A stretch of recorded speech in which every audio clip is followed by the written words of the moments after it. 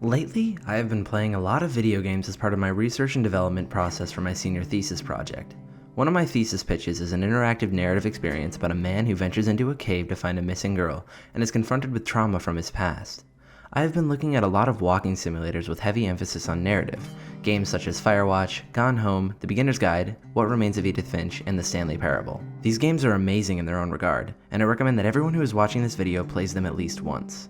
I would also like to make a series of videos in the future talking about how we could break down these stories into successful VR experiences.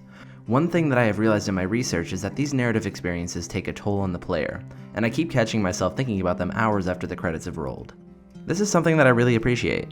Most games only hold my attention for a few hours, and I have only completed about 10% of the games in my Steam library, so it's refreshing to have a game hold my attention until its completion. But one game in particular has me losing sleep.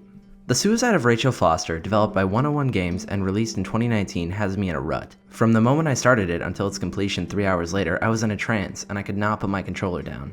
There was something about this game that had me glued to the screen. After I completed the main story, I had to look it up, to see what other people thought of it, and I was genuinely surprised. Most people really disliked this game, and I came across a lot of negative reviews about the story that made some great points, and I agreed with them, but many people stated that we shouldn't even bother with this game, a point that I completely disagree with. Full disclosure, I'm about to share my subjective opinion here and venture into spoiler territory. If you haven't played the game, you really should. Despite its issues, it's definitely worth experiences, and I recommend going in completely blind. To briefly summarize, The Suicide of Rachel Foster is about a woman named Nicole who travels back to a hotel that her family used to run in Lewis and Clark County, Nebraska. She had left with her mother 10 years prior after they discovered that her father, Leonard, was having an affair with a 16-year-old girl named Rachel Foster. Rachel committed suicide the night they left. After both her parents passed away, Nicole ventures back to the hotel in order to audit and sell it to make amends with Rachel's family. Nicole just wants to sell the place as soon as possible and never look back, but her plans are foiled when she is trapped on the mountain by the weather, effectively snowed in, trapped in a decaying structure full of sour memories. Her only support system is a young female agent by the name of Irving, whom she has contact via a cell phone. The story takes place during the early 1990s, so it's one of those old brick phones. Since I wasn't alive around this time, I cannot accurately determine if this was a realistic or feasible form of contact in these conditions.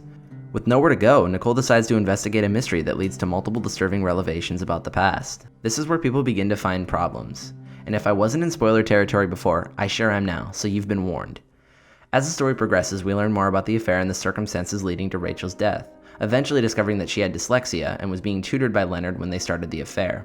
The main reason this is problematic is that Leonard was 49 years old and Rachel was 16, the same age as Leonard's daughter, Nicole. We later learn that Claire, Nicole's mother, had murdered Rachel inside the hotel after learning of the affair, and the game attempts to frame Leonard's pedophilic behavior as misunderstood love. One day, that beautiful, luminous creature met someone. A human being that saw her. For real. My dad. Yes. And I was the invisible witness of what happened. A love. Simply a love. Nothing more, nothing less. I found so many issues with this conclusion, mainly because of the age difference, and secondly, the whole situation with Leonard being Rachel's tutor. Having him be in a position of authority over her sets off all sorts of red flags.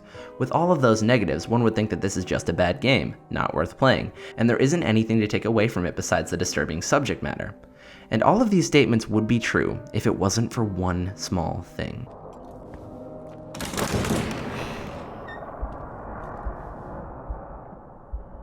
The sound design of this game is absolutely amazing. From the moment you enter the hotel at the beginning of the game, it draws you in and you immediately feel as though you are being watched. Walking down the hallways, you begin to become terrified of your own footsteps. Whispers can be heard from the next room over, but when Nicole goes to investigate, she finds nothing. You hear footsteps just around the corner in the hallways of the hotel. When you stop moving, you can feel something behind you.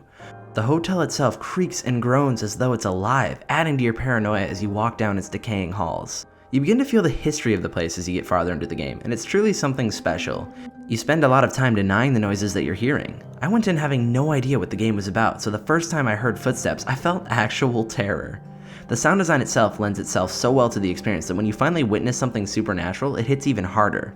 The game is effective in what it doesn't show you, and this comes through in some of the tools that Nicole has at her disposal, such as the parabolic microphone, which she can use to hear through walls, something I regretted picking up the moment I turned it on. or the Polaroid camera, which is used during a section of the game where the power in the hotel goes out, and the player is forced to navigate down the dark hallways, periodically lighting the way with a quick flash from the camera. That is pure nightmare fuel.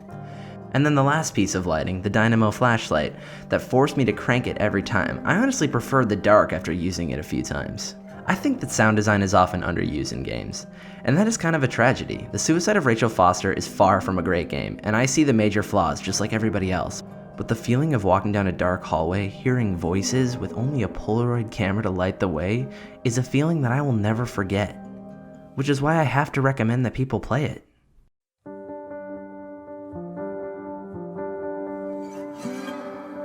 I would like to thank everyone who watched this video, and if you enjoyed it, feel free to subscribe. I plan on creating more videos like this in the future.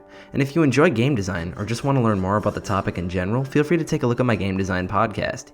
Each week I feature an industry professional and we sit down and talk about game design. I would highly recommend the most recent episode on Portal 2, which you can see here. If you want a more hands-on approach to creating video games, check out some of my tutorials. I push for a high production value accompanied by detailed step-by-step instructions. You will waste no time getting your project off the ground with my videos.